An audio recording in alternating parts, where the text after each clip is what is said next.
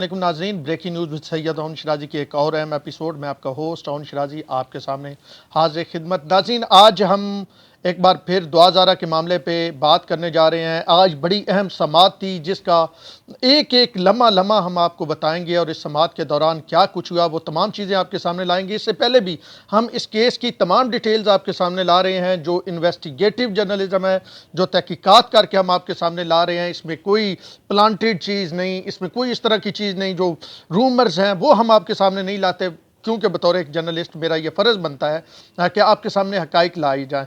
आज जिब्रान नासर की इस केस में क्योंकि एंट्री हो चुकी है और जिब्रान नासर आज बाकायदा तौर पे जुडिशल मजिस्ट्रेट के सामने पेश हुए, ट्रायल कोर्ट जो है उसके सामने पेश हुए। वहाँ पे एक अजीबोगरीब सूरत हाल हुई। पहले ज़रा जिब्रान नासर की एंट्री देख लें, उसके बाद फिर मैं अगली जो मामलात हैं, जो पूरी केस की समाअत है वो भी बताता हूँ और जो अली काज़मी के रोने की कुछ वजूहात भी बताते हैं। ज़रा जिब्रान नासर की एंट्री देख लें अदालत में, फिर उसके बाद बात करते हैं।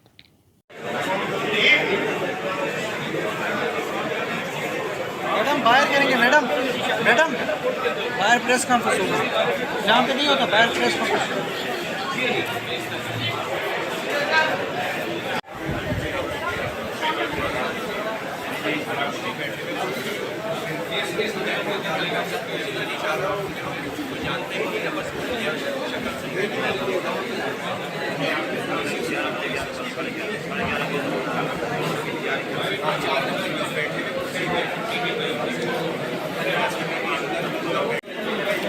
सर शौकत साहब, वो मुद्दई कह रहे हैं कि आप लोगों ने फाइल नहीं दी अभी तक केस की और कोर्ट में भी पेश नहीं की। जी, तो आपने जिब्रान नासर की जो है वो एंट्री देखी, वहाँ पे वो बात कर रहे थे। काफ़ी आज उनके साथ जो है बदतमीज़ी की गई है प्रोसिक्यूटर की तरफ से। क्यों की गई है? अच्छा, इसमें आज जज साहब ने ठीक ठाक सरजनिश की है। जो प्रोसिक्यूशन डिपार्टमेंट हैं, जो प्रोसिक्यूटर साहब पेश हुए, पहले तो वो पेश ही नहीं हुए, पूरी कहानी आपको सुनाऊंगा। फिर जज साहब ने उनकी सरजनिश क्यों की, फिर वो जिब्रान नासर के साथ बदतमीज़ी पे उतर आए। जिब्रान नासर ने बाकायदा तौर पे अदालत को इस बात से आगाह किया कि ये मुझसे बदतमीज़ी कर रहे हैं। ये मुझसे बदतमीज़ी क्यों कर रहे हैं? मैं तो कुछ हक़ाइक़ जो है वो बयान कर रहा हूँ। तो बड़ा अजीब व गरीब किस्म का आज जो है लॉ एंड जस्टिस डिपार्टमेंट, क्योंकि प्रोसिक्यूटर को वो देखता है, उसका रोल देखने को मिला। एक जानब शैला रज़ा जो कहती हैं कि हम इंसाफ लेके देंगे, दूसरी जानब जो सिंध पुलिस और उसके बाद जो इंसाफ का सिंध का इदारा है वो जिस अंदाज में केस को लेके चल रहा है, मैं तो बड़ा हैरान हूँ कि किस तरह वो मामलात को चला रहे हैं और केस को जानबूझ के ख़राब किया जा रहा है। किस तरह ख़राब किया जा रहा है वो भी मैं आपको जब इस केस की तकरीबन 10-1 मिनट में ये मैं आपको पूरी डिटेल बता दूंगा और आपको पता चलेगा कि ये केस नए सिरे से कैसे डेवलप हो रहा है ये, और इसमें जो लकूने पहले छोड़े गए थे वो जानबूझ के लकूने छोड़े गए थे। अच्छा, ये तकरीबन कोई ना 11:45 बजे समाअत हुई। अच्छा, अब इस केस को पुलिस कहां तक लेके गई है ये आपके लिए समझना बड़ा जरूरी है। पुलिस ने जो रिपोर्ट दी, पुलिस ने इसको सी क्लास केस बना दिया है। अच्छा, सी क्लास केस क्या होता है? सी क्लास केस यानी चलान उन्होंने जो जमा करवाया उसमें यह है कि जी जब वो कहते हैं ना पुलिस वाले, किसी की शादी हो, लड़की ने मर्जी से शादी की, ये हमारा केस ही नहीं बनता। और तीसरा जी मामला तकरीबन ख़त्म, पुलिस कह रही है। पहला मर्जी से शादी, उस पर हम पिछले वीलॉग्स में बात कर चुके हैं और कैसे मर्जी से शादी कर सकती है, एज, वो सारा मामला पुलिस ने जनाब जज भी बनी, ज्यूरी भी बनी, वकील भी बनी, इन्वेस्टिगेटिव एजेंसी भी बनी। पुलिस ने कहा जी इसको सी क्लास कर दे। अब जिब्रान नासर ने क्या किया, उसने डिमांड की, उसने एक तो जो कराची रजिस्ट्री है सुप्रीम कोर्ट की, वहाँ पे एक दरख्वास्त दायर की और इस मामले को टेकअप करने के लिए कहा। दूसरी जानब IG सिंध को भी खत लिखा। अच्छा जी, अब ये मामला इस वक्त जहाँ पे है, आप ज़रा ये समझ जाएं कि पुलिस कहाँ पे खड़ी है। पुलिस इसको सी क्लास डिक्लेयर कर चुकी है, यानी पुलिस अपनी तरफ से केस को ख़त्म कर चुकी है। अब जनाब जिब्रान नासर ने जब दलाइल के लिए 11:15 बजे आए, तकरीबन 10:30 का टाइम था इस केस के लिए, 11:15 बजे जिब्रान नासर आए तो प्रोसिक्यूटर साहब भी मौजूद नहीं थे। अच्छा, होता ये है, प्रोसिक्यूटर कौन होता है? प्रोसिक्यूटर वो शख्स होता है जो सरकार की तरफ से पेश होता है, उसको सरकार वकील होता है, बेसिकली वकील होता है जिसको सरकार पे करती है और वो सरकार की तरफ से केसेस में पेश होता है।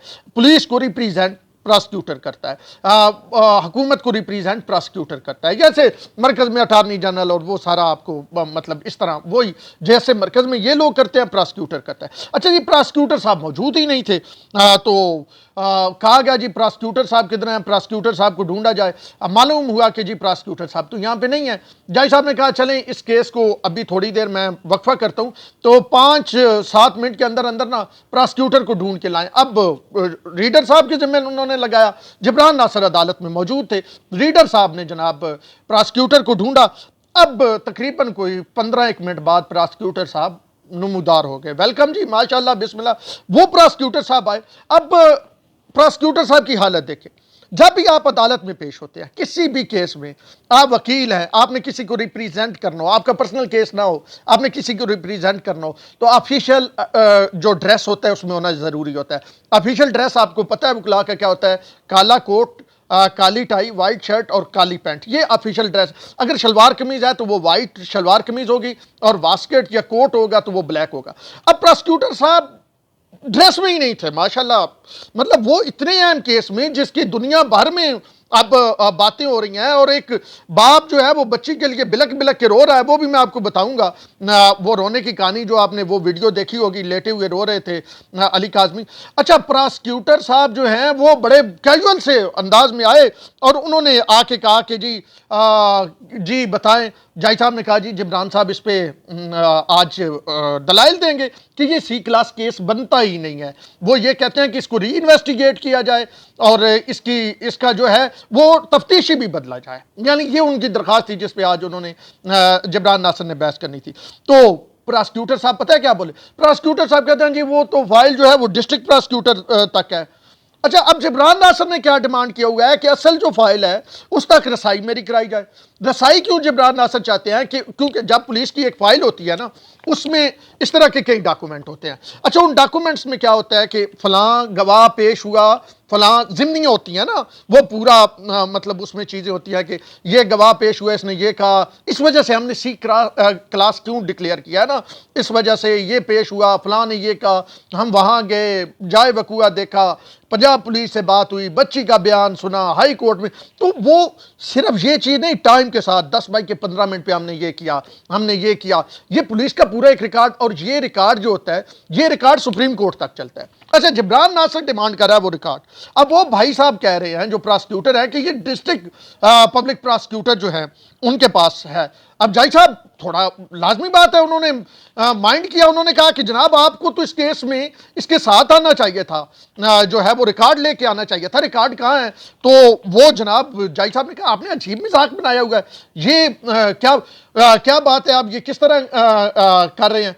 तो फिर जनाब आली उसके बाद उन्होंने कहा चलें जी आपको 5 मिनट देते हैं, 5 मिनट के अंदर अंदर जो है वो फाइल लेके आए डिस्ट्रिक्ट प्रोसिक्यूटर से। अच्छा, उन्होंने जी टाइम 15 मिनट गुजरे और वो आके कहते हैं कि जी समात में कि देखें जी कोर्ट में फाइल जमा है। और जज साहब ने कहा बहुत सारी चीज़ें जो है कोर्ट वाली फाइल में मौजूद नहीं है जो बाद में डेवलपमेंट हुई हैं। तो वैसे भी 4 कापियां बनती हैं, एक प्रोसिक्यूटर के पास जाती है, एक अदालत में होती है, एक पुलिस के पास होती है और एक हाई अप्स के पास जाती है, हुकूमत के पास, और वो सारा इदारा जो लॉ के मामलात को देखता है, लॉ एंड जस्टिस के। तो वो कहते हैं जी बस वो ही है। तो अब देखिए ना केस को खराब करने की कैसे कोशिश की जा रही है, केस में कैसे ऊपर नीचे चीजें की जा रही हैं।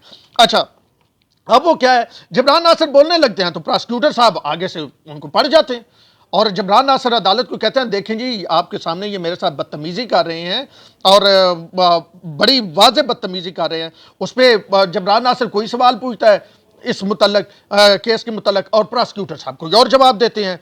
इस पे जज साहब लाजमी बात है अनाइट हुए, उन्हें भी समझ आ रही थी। ये जो मैं कह रहा हूँ ना केस में नहीं जान पड़ी जबरान नासिर के आने से, ये सी क्लास हो के मामला ठप करने के चक्कर में थे सारे लोग, पुलिस प्रोसिक्यूटर मिले जुले हुए। इतना लंबा करो उस बेचारे बाप को, इतना भगाओ कि बस वो फिर बात ही ना कर सके। अच्छा जी, अब उस पर जज साहब कहते हैं कि इस तरह है तो फिर हम प्रोसिक्यूटर जनरल सिंध को तलब कर लेते हैं। मतलब अगर आपके पास फाइल नहीं है, आप सवालात के जवाबात नहीं दे सकते, आप जनाब जिस सहूलिये में आए हैं, तो हम जो है वो प्रोसिक्यूटर जनरल सिंध को तलब कर रहते हैं। इस पे वो प्रोसिक्यूटर साहब जो हैं वो कहते हैं कि आप मुझे हरासमेंट कर रहे हैं जनाब, और आप देखें कैसे हरासा कर रहे हैं। आप कह रहे हैं मैं प्रोसिक्यूटर जनरल को सिंध को तलब कर लूंगा, यानी आपके अफसर को। तो भाई जब आप कोई सवाल के जवाब नहीं देंगे तो जाई साहब तो तलब करेंगे ना।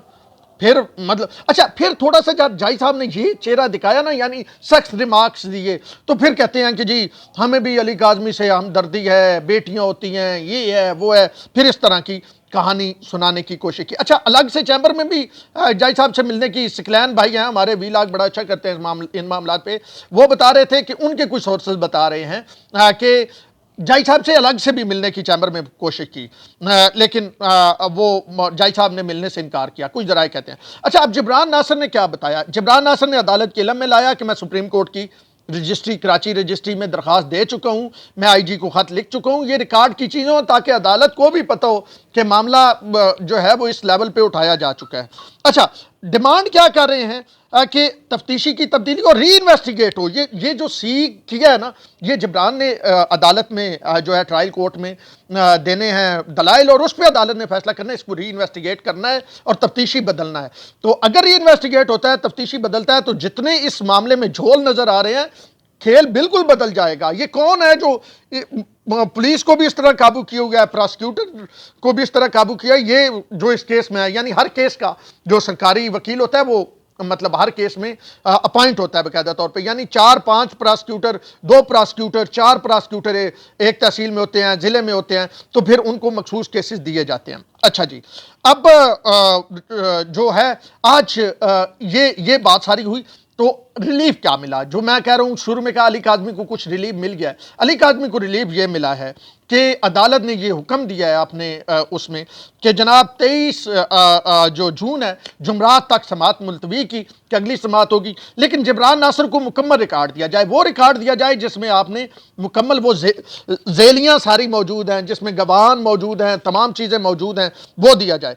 अच्छा, अब जनाब अगर आप देखें तो पुलिस का जो रवैया है, वो जैसे मैं पहले कह रहा था, पुलिस का रवैया, वकला का रवैया, दोनों तरफ से जो रवैया अपनाया जा रहा है, वो वाज़े तौर पे ये बता रहा है कि ये मतलब एक कोई एजेंडा सेटिंग लगती है मुझे। तो मैं गलत हूँ, मेरा तज्जिया गलत हो, लेकिन ये जिस अंदाज में ये मामले को गैर संजीदगी से टालने की कोशिश है, इनका भी ख्याल था, जैसे मैंने पिछले वीलाग में बताया था, लड़की कराची से लाहौर गई है, मामला ठप ठुप हो जाएगा।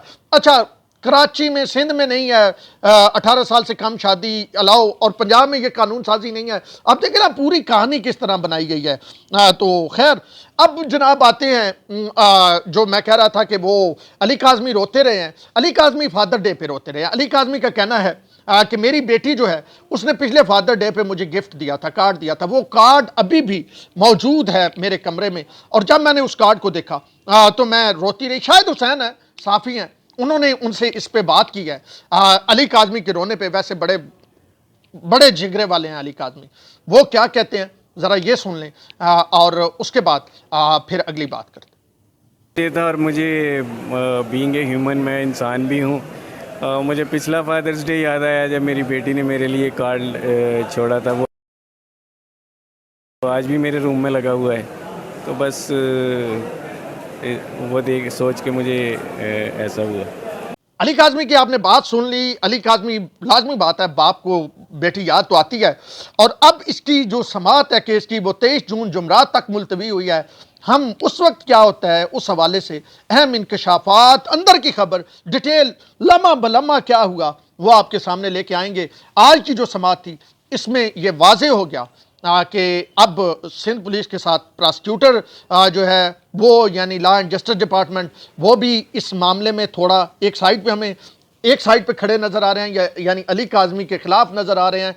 क्यों है ये? बजाय परसेप्शन है, अगर गलत परसेप्शन है तो उन्हें इसे दुरुस्त करना चाहिए। दूसरी जानब शैला रज़ा जो बार बार बातें कर रही है, शैला रज़ा को भी कम अज़ कम जो है इस मामले को देखना चाहिए। वो कहती हैं मैं इनको इंसाफ दूंगी, और इंसाफ इनके लिए आराम से होगा। बहरहाल ये ज़रूर है कि अब जिब्रान नासिर की जब से एंट्री हुई है, जैसे इस्लामाबाद के केसों में मान मिज़ारी की एंट्री के बाद मामलात बदल जाते हैं, अब जिब्रान नासिर की एंट्री के बाद भी मामलात बदलते हुए नज़र आ रहे हैं। अब तक के लिए इतना ही, इस दुआ के साथ कि आप, आपके रिश्तेदार, आपके बहन भाई और आपके सारे जानने वाले, इस दुनिया में बसने वाला हर शख्स खैर खैरियत से रहे, जुल्म और जालिम से निजात हासिल करे, और जुल्म और जालिम से खुदा ताला की ज़ात बचाए।